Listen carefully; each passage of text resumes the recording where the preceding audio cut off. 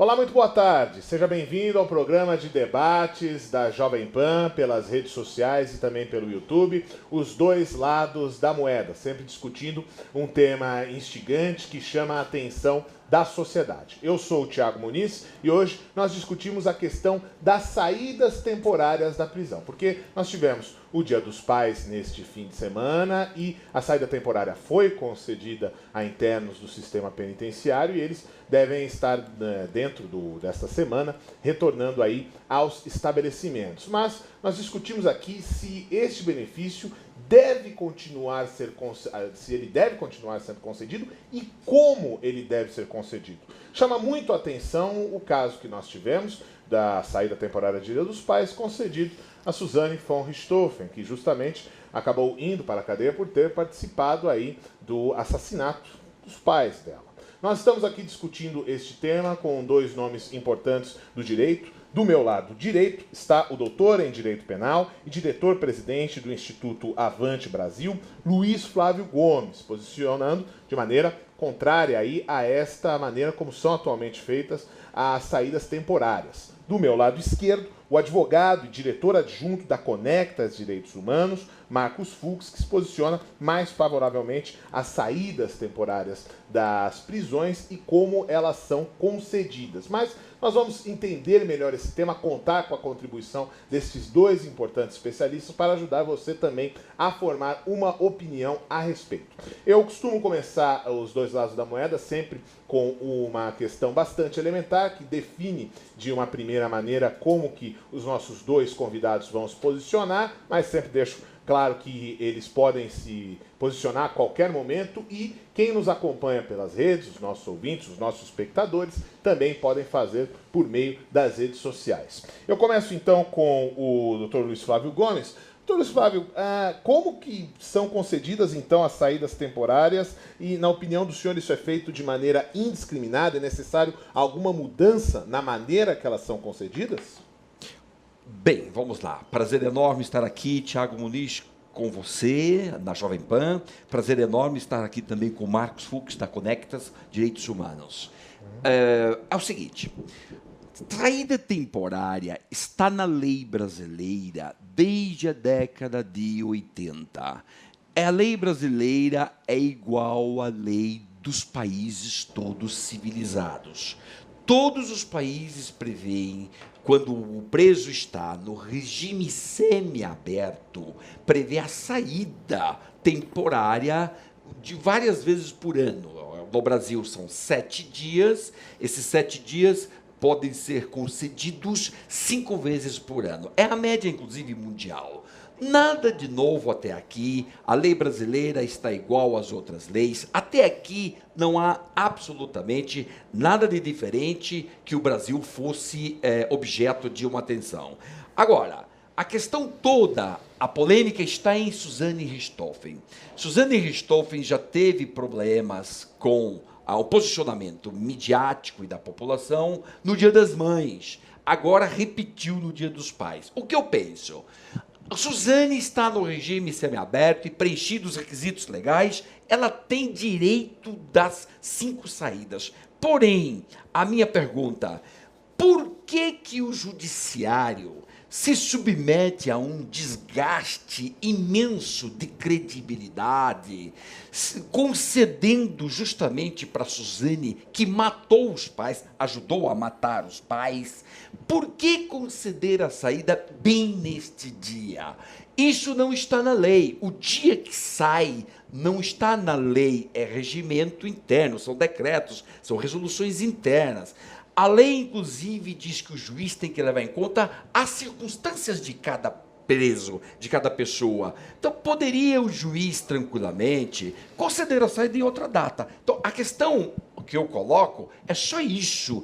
Para que conceder saída nesta data, no Dia dos Pais? Dá uma semana antes, dá uma semana depois, e ela vai ter o mesmo direito e atender a mesma finalidade de ressocialização, que é o contato com a sociedade, para ir se preparando no futuro para um regime melhor que é o regime aberto. Então, esse contato é necessário, a filosofia da execução penal é assim, porém, para que esse desgaste? Juiz, eu fui juiz 15 anos, juiz vive de credibilidade. Juiz não tem uma arma de fogo para fazer cumprir a sentença dele. Ele dá uma sentença e ele não bota a arma na cabeça das pessoas. Ou você cumpre ou você morre. Juiz vive do quê? De credibilidade. Para que esse desgaste desnecessário? É isto só que eu coloco. No mais, claro, as saídas temporárias do Brasil não são distintas de nenhum país civilizado.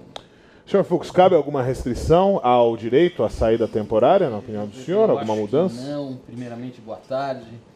Luiz Flávio Gomes, professor de todos, juiz de direito. Tiago Muniz, ouvinte da Jovem Pan, essa rádio que propaga a democracia por suas antenas, por seus satélites. E mais uma vez aqui estamos nesse debate.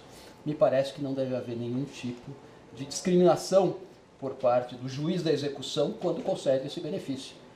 Suzane Richthofen, ela cumpre todos os requisitos da lei, ela está dentro do que a lei de execução penal diz e principalmente com a oportunidade dela voltar ao convívio social. Eu acho que a oportunidade dela sair do estabelecimento prisional, voltar ao convívio social para, como bem diz o nosso professor Luiz Flávio Gomes, ela, quando tiver a ressocialização, ela poder finalmente pronta para a sociedade. Então eu não vejo problema nenhum nessa saída. Independente se é dia das mães, dia dos pais, dia da criança, eu acho que ela faz jus a esse benefício e o juiz, na minha opinião, o juiz da execução deve ter levado tudo isso em consideração e concedeu o benefício. Então, portanto, não me parece nada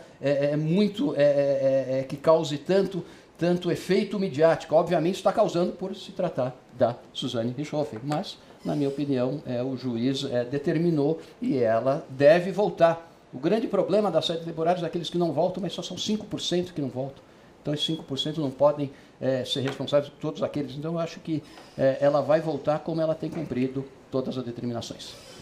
Doutor, o argumento de um embaraço para o Poder Judiciário é o suficiente, no caso, para tolher essa possibilidade dela sair da prisão, da penitenciária no Dia dos Pais? Isto é que nós estamos vivendo o século dos juízes. O século XIX foi o século dos legisladores. Era tudo na lei. O que o legislador falava, a gente cumpria. Século XX foi do executivo. Ele mandou, ele gerou guerras, ele decretou a Primeira Guerra Mundial, a Segunda Guerra Mundial, prendeu, fez ditadura, e etc. Agora é o seguinte, século XXI, século dos juízes. Por quê? Aquela legalidade que é aprovada pelo legislador e bota as regras gerais na lei, essas regras gerais têm que ser observadas para todos, em princípio, em pé de igualdade. Porém, nas situações de pessoas diferentes, você então tem que dar tratamento diferente para respeitar o princípio da igualdade. Isso que é igualdade. Tratar os iguais igualmente, os desiguais desigualmente. Suzane Richthofen já gerou, em maio, no Dia das Mães, gerou um efeito midiático, como disse bem o Marcos Fux, gerou um efeito midiático medonho, tremendo. Também por outros motivos. Também porque houve um problema de endereço falso. Depois ela foi absolvida e acabou. A culpa não foi dela. Mas o que acontece? Para que dar ensejo a todo este efeito midiático, no caso dela, se o juiz pode cumprir a lei e a finalidade da lei, que é ressocializar, pode cumprir de outra maneira. De outra maneira, tratando ela de maneira distinta, porque ela é distinta dos demais. A verdade é essa. Os demais não dão esse bope, essa mídia tremenda. Ninguém fica fiscalizando lá os demais. Ela, todo mundo fiscaliza. Então, em síntese, poderia o judiciário evitar esse desgaste na imagem do judiciário? Por quê? Porque a população diz, esses juízes, olha o que esses juízes estão fazendo, olha que loucura que esse juiz faz. É isto que fica na imagem da população. E este cuidado político dos juízes é importante na função. Você é juiz, você aplica a lei, você aplica a Constituição, mas tem um lado político do que você está fazendo. Cuidado com aquilo que você está fazendo. Porque a repercussão do que você faz, mesmo dentro da lei, é uma coisa aí que tem que ter muita cautela, muito cuidado. Em síntese, este cuidado eu tomaria, se fosse juiz nesse caso, eu diria isso, eu tomaria essa cautela de evitar esse desgaste. Mas eu daria o direito que ela tem direito como os outros, e deve ser tratada como os outros no aspecto de concessão do direito. No limite, eu faço uma provocação, Sr. Fux, da seguinte maneira. Nós estamos falando de uma saída temporária do Dia dos Pais, de uma pessoa que foi condenada por ter justamente vitimado os pais dela. E o Dr. Luiz Flávio coloca essa questão de que o juiz ele tem que se posicionar de acordo com as circunstâncias de cada caso. O senhor acha que não seria necessário nesse caso, ou pelo menos possível, que ele pesasse essas questões na hora de conceder ou não uma saída temporária nessa data? Parece que eu e o Dr. Luiz Flávio nós temos um ponto em comum, que o benefício tem que ser concedido. O Dr. Luiz Flávio pondera que, nesse caso, isso está gerando um efeito negativo para o magistrado. Acho que o magistrado está dando a oportunidade de ela se ressocializar. Ele está dando uma confiança para ela. Ele ouviu o Ministério Público. O doutor Luiz Flávio foi juiz e sabe o quanto o Ministério Público, os promotores são rigorosos, e que concedeu. E a administração do estabelecimento penal dizendo que ela tem excelente comportamento e que ela tem cumprido todos os requisitos. Então, até discordando dessa vez do professor Luiz Flávio, o princípio da igualdade para todos, independente dela ter, já entrando no teu ponto, de ela ter matado pai e mãe, um crime bárbaro, cruel, mas ela está cumprindo a pena, ela está cumprindo os requisitos e ela precisa ser ressocializada. E ela se ressocializa a partir dessas saídas, a partir desse convívio social. Se não se comportar de forma correta, obviamente ela vai perder o benefício. No Dia das Mães houve um problema, foi declinado o endereço errado, foi um problema do advogado, que corrigiu, isso foi novamente levado através de uma petição, o Ministério Público se manifestou e o juiz reconsiderou. Então, portanto, eu entendo que ela tem direito a essa chance, a esse convívio. Isto, a chance de um convívio tranquilo, eu acho que isso mesmo, concordamos com o Marcos. A questão foi só a concessão e a data da concessão, só isso. No mais, tudo ok. Agora, por detrás de tudo, Tiago, vale a pena a gente cuidar disso, já que a sociedade fica brava com as 5 saídas temporárias do preso em regime semiaberto, vale a pena noticiar para a sociedade ficar sabendo que o Estado não está cumprindo seus deveres, ele não está construindo os estabelecimentos de semiaberto, e o Supremo agora acaba de emitir uma súmula que é obrigatória, sentido seguinte: não tendo vaga no semiaberto por culpa do Estado, que não construiu, então vai embora para o regime seguinte, que é o domiciliar, que é o aberto, mas não tem casa do obrigado em praticamente em nenhum lugar, então vai embora para o domiciliar, e o domiciliar só fica com tornozeleira e vai para a rua. Ou seja, milhares de presos sairão 365 dias agora. A sociedade ainda não sabe disso,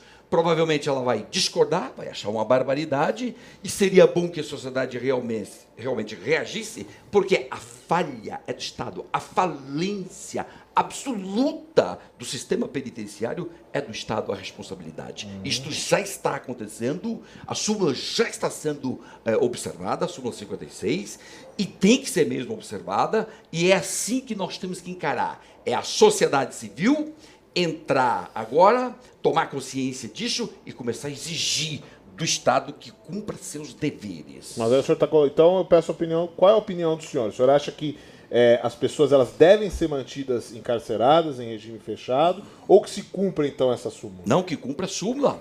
Porque você não vai descumprir uma súmula do Supremo, não pode. Você vai criar problemas, você vai ter problemas. Não, tem que cumprir a súmula. Mas eu pergunto qual... É o posicionamento antes, né? Isso, do ponto de vista da sociedade. Que a sociedade não vai concordar com a súmula, que não quer conviver nas ruas com o sujeito que deveria estar lá recolhido no sistema semiaberto. A sociedade não concorda, não. Acontece o seguinte, como a culpa é do Estado, você não pode jogar a culpa disso em cima das costas do réu. Então não é justo. A questão é de justiça. Se você não faz nada errado, você não pode ser punido. Como é que eu vou te punir se você fez o certo? Está cumprindo tua pena, está respeitando tudo direitinho. Ah, mas o Estado não construiu. A culpa é do Estado. Não jogue nas costas do réu uma culpa que é do Estado. Isto faz ainda uma reflexão, permite uma reflexão para todos nós, mais profunda, que é a falência absoluta do serviço público no Brasil. Já é outro passo, já mais profundo, mais preocupante, e falência do serviço público na educação, na saúde, na justiça, na segurança, no presídio, em todos os lugares. Do ponto de vista dos direitos humanos, como é que o senhor verifica essa súmula, senhor Fux? Eu tive a oportunidade de sustentar no Supremo, no dia do julgamento dessa súmula, vinculante 57, 56.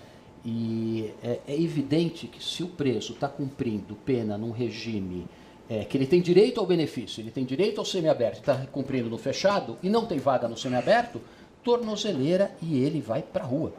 Eu acho que nós temos no Brasil, salvo engano, 40 mil presos que imediatamente já têm direito a esse benefício. Tá? Então, se o Estado não for eficaz, como diz o nosso amigo professor Luiz Flávio Gomes, em construir os estabelecimentos, então o Estado agora vai ter que cumprir essa súmula do Supremo Tribunal Federal e conceder o benefício. E esse benefício tem que ser concedido. E estamos falando de 30, 35 mil ou 40 mil presos. Isso gera uma economia para o Estado, porque um preso custa R$ 2.500, e ele indo para o aberto, ele vai ter um monitoramento eletrônico que vai custar muito. Existe esse lado bom, Marcos, da economia, mas de outro lado, a sociedade vai ficar ao lado de gente que ela não gostaria de estar do lado dela, não. Porque, por enquanto, tem uma pena vigente, deveria ser cumprida a pena, aquela sanção. E o Estado, por falha dele, vai então gerar este incômodo para a sociedade. E seguramente a sociedade, na hora que souber de tudo isso, vai reagir. Como tem que reagir quando falta leito, quando falta hospital, quando falta remédio, quando falta médico, quando falta educação, quando falta professor, quando falta mobilidade urbana. A sociedade tem que reagir. Até porque, se a sociedade civil fica inerte, não muda nada, Tiago. E quem está nos ouvindo, o telespectador, sabe bem disso. Todo o avanço dos direitos foi luta. Todos foram luta.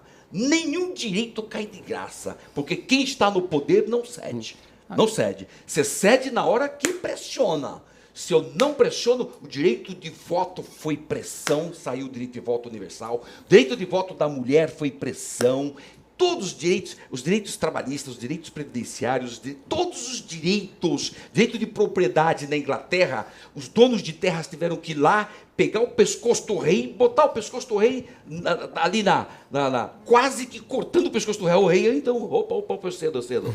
E o rei que não quis ceder, cortaram mesmo o pescoço dele, que foi Luís XVI, na Revolução Francesa, em 1789. Ou seja, a sociedade tem que lutar para conquistar direitos. Assim é. E cobrar, a sociedade também tem que cobrar do Estado que hoje encarcera quase 800 mil pessoas nesse Brasil.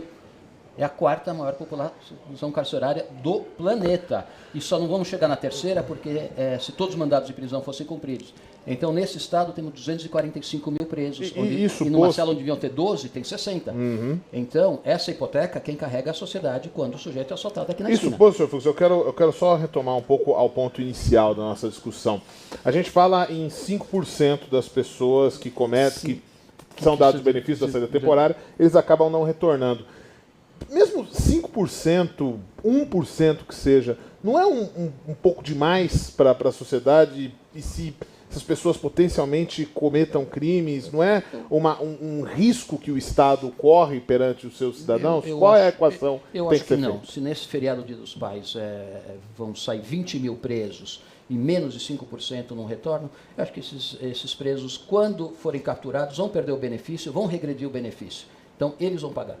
Eu acho que seria injusto cobrar, a sociedade cobrar pelo final desse benefício. Eu acho que os juízes, os promotores têm muita consciência de quem pode sair e de quem não pode. Quem não vota vai ser penalizado. E vai não seria uma legislação, Não há uma permissividade nesse sentido, Eu entendo que não. Eu entendo que não. Eu acho que você, mais uma vez, eu vou encostar aqui no artigo 122 da Lei de Execução Penal, no 3º. Participação em atividades que ocorra para o retorno ao convívio social. É uma chance que o juiz está dando, que o promotor está dando e que a administração penitenciária está dando. Essa é a minha opinião. Eu jamais questionaria a saída temporária, assim como eu jamais questiono o indulto, que é um momento também em que você tem um perdão por parte da Presidente da República, ou do Presidente da República, para aqueles que têm o benefício do indulto. Há um velho ditado, Tiago, que diz assim: quem não tem competência não se estabelece. Ou seja, se o Estado não tem estrutura nem condições de cumprir o que está na lei, ele não deveria estar prendendo indiscriminadamente como prende no Brasil. Porque desses 800 mil presos, computando o regime domiciliar, no Brasil, seguramente metade não era para estar lá dentro. Não cometeu violência. Não tem violência. Metade, 51%, mais precisamente. Então, essa metade deveria estar fora. Porque crime não violento, você não resolve com prisão, que é para casos de gente muito violenta, que eu preciso tirar o cara de circulação, que ele é um perigo para nós. Então, esta falta de critério dos juízes de prender todo mundo, inclusive os não violentos, leva, então, a esta situação carcerária aqui trágica que a gente vive. Superlotação, doenças, AIDS, transmissão de AIDS, mortes lá dentro, e não vai construindo os presídios, ainda tem mais essa. Ou seja, nós vivemos, então, um Estado sem competência que quer se estabelecer. Não é o caso. Você não tem competência, não se estabeleça, meu caro. Se você não tem competência, não fica aprendendo aí a torto e a direito todo mundo. Então, há vários equívocos neste serviço público que está sendo prestado, como há equívocos na saúde, na educação e etc. Então, o Estado brasileiro passa realmente por uma crise tremenda, porque não está cumprindo o seu papel. Aliás, é bem este papel que o Estado tinha que cumprir: educação, saúde, justiça e segurança. E, doutor, uma pergunta do nosso espectador, Jean Daneman. Ele pergunta assim: por que tanta importância com a ressocialização de criminosos, como a da Suzane, que cometeu um crime super hediondo, nas palavras dele? Não é uma preocupação que devia ser estendida a outros internos do sistema prisional? É dada a mesma importância da ressocialização a outras pessoas? Na ressocialização, já, é porque não existe pena de prisão perpétua no Brasil e o cara um dia sai. E quando ele sai, se ele não foi treinado para estar lá fora, nós só vamos receber gente totalmente desadaptada e é um risco para todos nós. No fundo, a tal da ressocialização, que na prática não acontece, mas que é bem intencionada, é para que a gente não sofra quando o cara vem para a rua. Por quê? Ele vem para a rua despreparado? Claro que vai dar problema para nós, outra vez. Então, esta que é a finalidade. É para a proteção do Jean mesmo. Jean, minha, sua, dos outros que estão nos ouvindo. É para isso que existe. Agora, não importa qual é o crime que cometeu. O crime cometido vai cumprir a pena, pagou sua dívida para o Estado, depois você vai embora. Um dia você vai sair. Né? Salvo se for uma pessoa já, digamos, já uma certa idade, entra no presídio e vai cumprir 30 anos de cadeia. Bom, aí não tem jeito, vai morrer na cadeia. É a perspectiva que hoje todo mundo está falando, e o próprio Zé Dirceu fala. O Zé Dirceu diz: eu vou morrer na cadeia desse jeito. Que ele está com 73 anos, já foi condenado a 19 e tem mais 10 processos na cabeça dele. Então, sim, aí esse acabou. Vai morrer na cadeia. Mas tirando isso, de um modo geral, as pessoas voltam para a rua. Então, nós temos que receber esse cara na rua. E depois, e aí? Como é que nós vamos receber se ele não foi preparado? Vai nos matar novamente? Vai dar tiro na gente? Vai roubar outra vez? Agora, independente disso, uma coisa importante do Jean, que essa ressocialização, ela, na verdade, deveria significar socialização antes, que o Estado não fez. Nós não precisaríamos ressocializar se a pessoa já fosse socializada. Leia-se: escola, período integral, educação de período integral, até os 18 anos, escola obrigatória para todo mundo. Deveria cumprir esse papel. Por não ter cumprido esse papel, lá vem problemas. Doutor Fux, uma pergunta de uma ouvinte direto ao senhor, Zélia Almeida Piovesan. Ela coloca uma opinião dela, mas que eu transformo numa pergunta: se a sociedade deveria ser consultada sobre se quer ou não que esse benefício seja concedido? Ainda é possível alguma modificação na lei para que isso seja submetido à sociedade? Eu acho que você tem um trâmite processual em que você necessita aí de uma resposta rápida. Então, ouvir a sociedade, onde você ouve o Ministério Público, a administração penitenciária, o juiz decide, se tivesse um conselho penitenciário local, se você tivesse um conselho da comunidade local que pudesse opinar, não vejo problema. Eu só tenho uma pequena observação, desses 800 mil presos, 42% são provisórios. Se você for para o Piauí, para o Ceará, você tem 70% de presos provisórios. Que aqui em São Paulo já tem o benefício da audiência de custódia, e isso já diminui em 42%. Agora, nesses estados que eu falei, a tendência do encarceramento em massa, que é em todo o Brasil, isso não funciona, isso não ressocializa, e daí você não tem como tirar esses presos, porque você não tem juiz de execução para soltar. Então você tem 72% de presos provisórios. Então eu acho que é uma catástrofe. O déficit hoje no Brasil são de 300 mil vagas, nesse momento.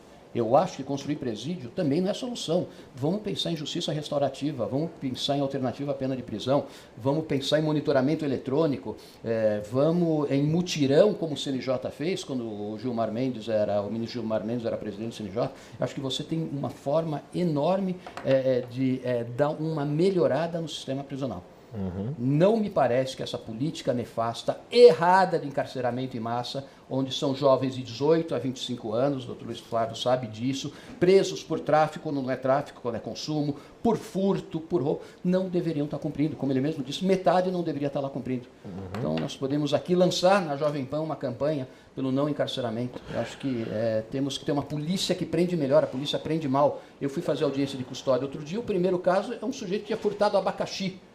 E o promotor dizendo, não, mas ele deve ser um receptador de abacaxi. Não vai ser receptador de abacaxi. É uma coisa, e o juiz aí, obviamente, soltou. É um viciado em crack que furtou um abacaxi porque estava com fome, e é um problema social que foi trazido aqui. Então, acho que nós temos que ter alguma cautela quando entramos nesse tópico que é muito espinhoso. Doutor Luiz Flávio, nesse sentido, o senhor acha que como que um juiz... Aí eu até pego tentar um pouco da experiência do senhor como um juiz. Como que um juiz, o senhor acha que ele tem que se comportar em face a tanto encarceramento, tanto... Porque o que a gente tem no Brasil, imagina, é uma política de encarceramento em massa e cada vez menos prisões preparadas para isso. É necessário algum ativismo do judiciário, do ponto de vista do senhor, nesse sentido? O juiz em si, eu fui juiz 15 anos, hoje eu sou professor e participo só desses debates, né, escrevo todos os dias. O juiz em si, ele tem algumas margens para fazer justiça. Um caso como esse que o Marcos Fux acaba de citar, pegou um abacaxi, isso é coisa insignificante, de plano o juiz não tem sentido que prenda essa pessoa. Agora, a margem do juiz é pequena, porque existe uma pressão da sociedade pelo encarceramento. Não pense que esses 800 mil presos, que foi só o juiz que colocou lá, contra a sociedade. Ao contrário, a sociedade, ela apoia encarceramentos massivos. Então, nós temos que trabalhar todos. E, para mim, trabalhar a cabeça de todos e adequar e fazer o que tem que ser feito no Brasil seria escola para todo mundo, obrigatória até os 18 anos. O cara que faz 12 anos de escola, aí nós ficaríamos com a média igualzinho à Coreia do Sul.